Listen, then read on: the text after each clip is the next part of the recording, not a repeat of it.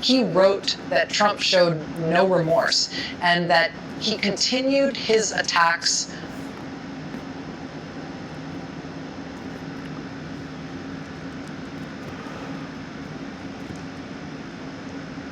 Okay, colored federal man lawyers and colored federal man judges. So, Trump in this video, we will find out Trump was making a threat to the victims he sexually conquests. Now let's listen.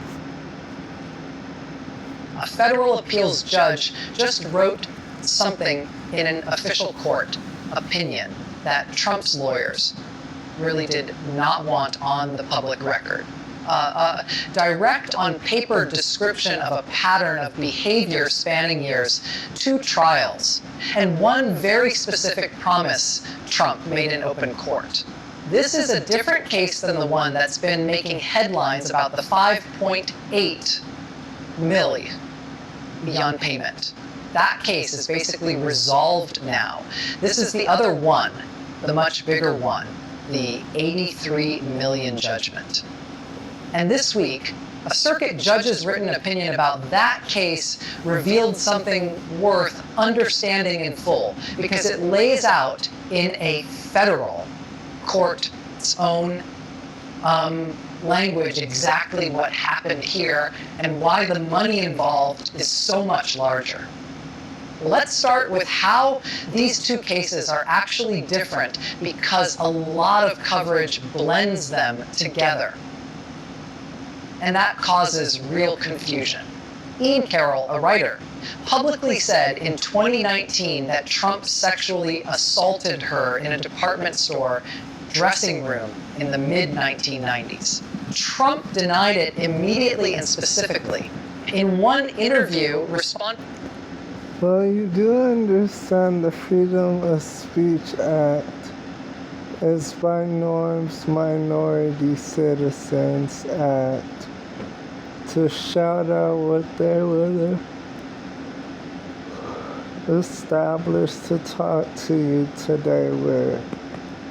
I passed that as a law bill. Federal man lawyers and federal man judges nationwide.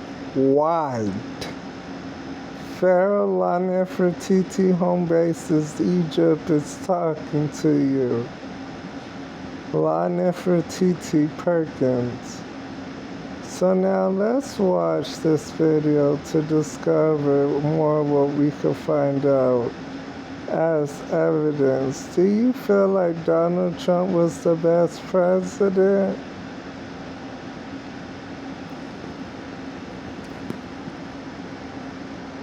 Now let's watch. responding to her allegation, he said, quote, "She's not my type," dismissing her account in the most direct terms possible. That initial 2019 denial became the basis for Carroll's first lawsuit. But that first lawsuit dragged for years through complicated legal questions about presidential immunity. Since some of what he'd said happened while he was in office, it didn't reach a jury until 2023. When it finally did, the jury found him liable for both the sexual abuse and the defamation and awarded her $5 million. That's the case that just wrapped up this week with the money finally being released after 3 years of appeals. But here's the part that matters for this second case. Trump didn't stop talking. After that, first, jury ruled against him. He kept attacking Carroll publicly, kept denying what a jury had already determined, kept making statements about her credibility and motives. Though those continued attacks made after the first verdict became the basis for an entirely separate lawsuit. A second jury heard that case in 2024, and this time the number was dramatically different. 83.3 million, not because the underlying facts were different, because the pattern of continued repeated public attacks, even after being found liable once already, is what drove that number so much higher. Here's a detail about how that second trial was actually structured. That's important to understand. Judge Kaplan, the same judge overseeing the first case, set specific rules for the second trial because the first jury had already legally established that Trump committed the assault. And the original defamation, Kaplan required the second jury to simply accept those prior findings as fact. The second jury's only job was to determine how much money, if any, Trump owed for the additional statements he made about Carroll specifically during his time as president. Trump's legal team pushed back hard on this structure. They complained that Kaplan's rules barred them from telling the jury that the encounter with Carroll never happened at all because that underlying question had already been Gandhi, the first trial, and Kaplan wasn't going to let the second jury relitigate a fact that had already been determined, with rules that had already been determined. Trump appealed the $83 million verdict, arguing, among other things, that this trial structure was unfair. Earlier this year, a federal appeals court rejected his attempt to have the verdict thrown out entirely. But Trump's team didn't stop there. They specifically asked the full Second Circuit Court of Appeals to rehear the case with all of its judges participating rather than just the smaller panel that had already ruled against him. That request is what generated the written opinion that's actually the center of this story. The Second Circuit declined to grant that full court rehearing. And when a circuit court declines a request like that, individual judges sometimes write their own separate opinions explaining their reasoning, even though the outcome doesn't change. Circuit Judge Denny Chin wrote one of those opinions. And what he wrote goes well beyond a dry procedural explanation. Chin laid out directly in his written opinion that Trump had said multiple times over many years that Carroll lied about the assault for political and financial gain, and had specifically suggested that she was too unattractive for him to have ever assaulted her in the first place. Chin then wrote about the consequences of those repeated public statements. He said that as a result of Trump's comments, Carroll was harassed and humiliated, subjected to death threats, and lived in fear for her physical safety for years. That's a federal appeals judge stating on the official public record a direct causal link between Trump's public statements and Carroll experiencing death threats and ongoing fear for her safety. Then Chin went further, addressing Trump's conduct specifically during and after the legal proceedings themselves.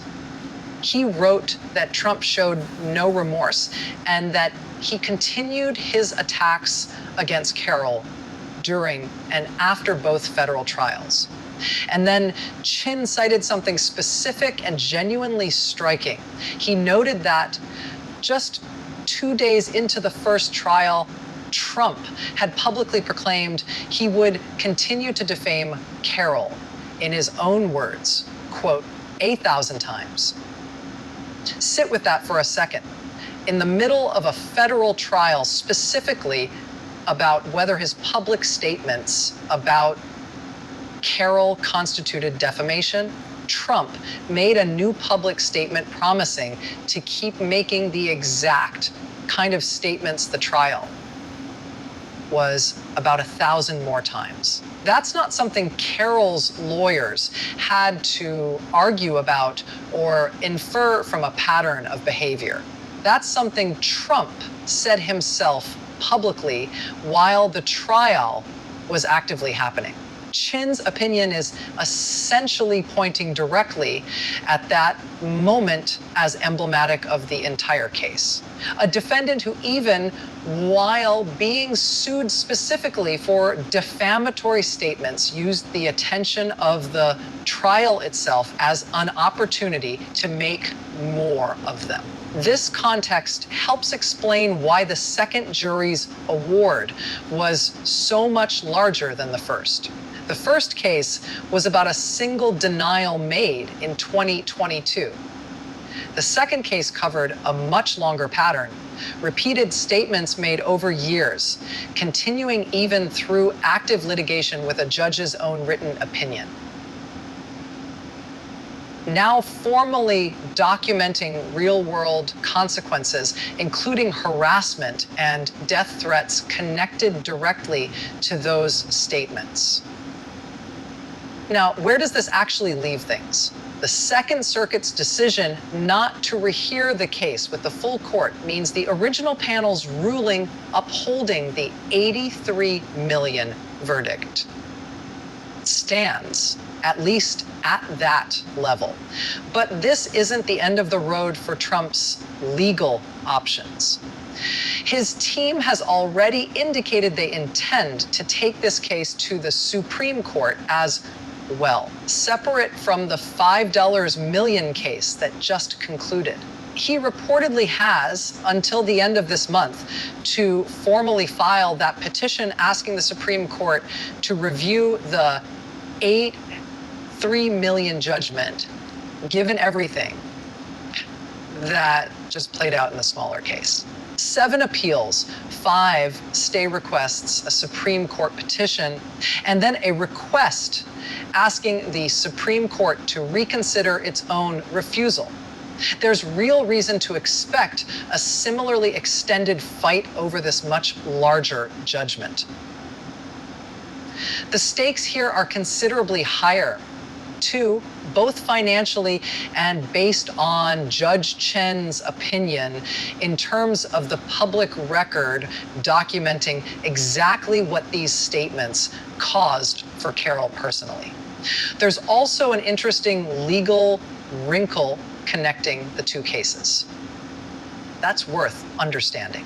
Trump's lawyers actually tried to use the still pending status of this $83 million case as part of their argument for why the Supreme Court should reconsider its decision in the smaller $5 million case, essentially arguing that unresolved questions in this bigger case should delay resolution of the smaller one. That argument didn't succeed. Judge Kaplan ordered the smaller payment released anyway, but it shows that Trump's legal team views these two cases as connected pieces of the same overall fight, using developments in one to try to affect outcomes in the other, even though courts have generally been unwilling to let that strategy work. What happens next?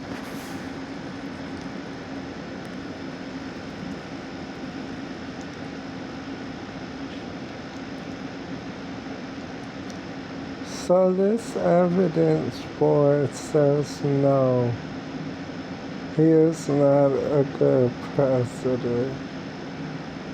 He failed American population tremendously. Put him in prison. He serves deathbed.